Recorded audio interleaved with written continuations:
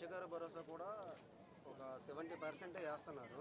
మిగతా 30%, 40% అది కూడా సరిగా అందక చాలా మంది ఇబ్బందులు పడుతున్నారు. సార్ ఓన్లీ వైఎస్ఆర్సీపీ వాళ్ళకి మాత్రమే పడతాయి అవి మత్స్యకార భరోసా. లేదు, మొన్న నేను కాకినాడ నుంచి నరసాపురం మన నాయకరాల ఊరు వరకు నడిచాం. ఏది మత్స్యకార భరోసా పాదయాత్ర అని చేసాం. నేనే ఆశ్చర్యపోయాను. చాలా ప్రాంతాల్లో ఇదే సమస్య. 10,000 రూపాయలు ఇస్తా అంది కూడా అందరికి అందడం లేదు. అందడం లేదు. మా పంచాయతీలోని హెచ్ఆర్ల మండలం అది. మా పంచాయతీలో మించి ఓ 200 మందికి అందలేదు.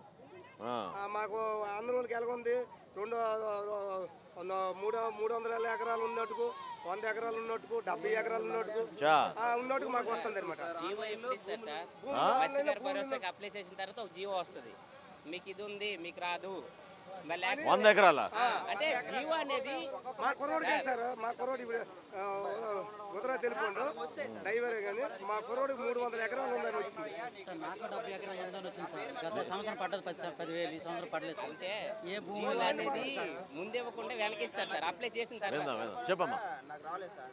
ఎందుకు రాలేదంటే 104 ఎకరాలు 7 సెంట్లు వచ్చింది సార్. నీకు 104 ఎకరాలు వచ్చిందా?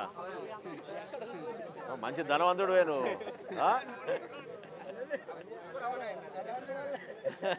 అంత భూమి ఉంటే అసలు నువ్వు ఇక్కడ కూర్చొని ఈ సభ కూడా వెళ్ళాము. 50-60 మంది ఈ సభకి వెళ్ళాము. వెళ్తే మీకు భూములు ఎట్లేవు అన్నారు వాళ్ళు. మరి భూములు అయితే మాకు ఎంత భూములు ఉన్న వస్తాను, మరి మా పరిస్థితి అని అడిగాము. మాకు ఇసరమేను కష్టపడితే తొక్కడినట్టు, కాకపోతే లేదు అంతే, మీకు భూములు లేవు వెళ్ళిపోండి అని సార్. చాలా వస్తే భూములు ఉన్నామంటారు వీళ్ళు ఏజెంట్లు.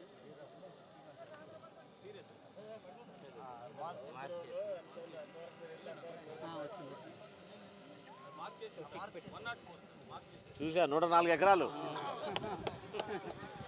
104 ఎకరాలు ఉందని వచ్చిందని. లేకంటే ఉందని సెంటు భూమి కూడా లేదు సార్. మా తాతగారు కానీ సెంటు భూమి కూడా లేదు. కానీ రేషన్ కార్డుకి కూడా ఒకటే ఫ్యాక్షన్ ఇస్తాను.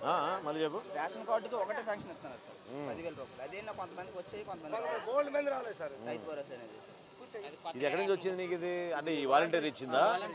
అంత తప్పు ఎట్లా చేస్తారు వాళ్ళు?